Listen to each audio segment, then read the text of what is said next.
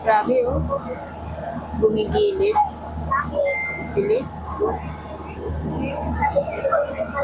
So kahapon nga pala ay nag island hopping ako kahapon. Subalit kahapon ay din kami sa may Magic Island. So magkatabi lang sila ng Crystal Island. So dun sa island hopping kahapon ay kasi yung oras, sino ang gusto? Kasi group island tour yun.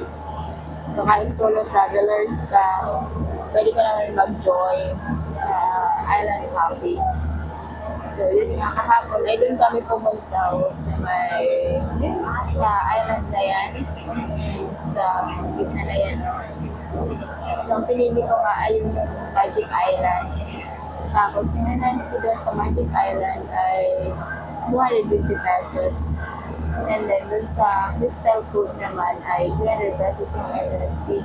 Kaya lang dun sa operator ng island hopping ay kailangan mong mamili dun sa dalawa na kung saan mo gusto, Magic Island or Crystal Food.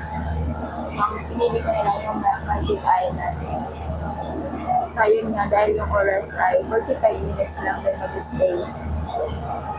And then after namin doon ay yun nga, pumunta naman kami sa Crocodile Island. Doon naman ay may babayaran for environmental fee na 100 pesos. And then sa snorkeling, swimming ka rin sa gitna ng dagat. And picture ka din dahil maraming isla, pero ang hilit sa mga isla doon. And then after 25 minutes, balis na kami and pumunta na nga kami ng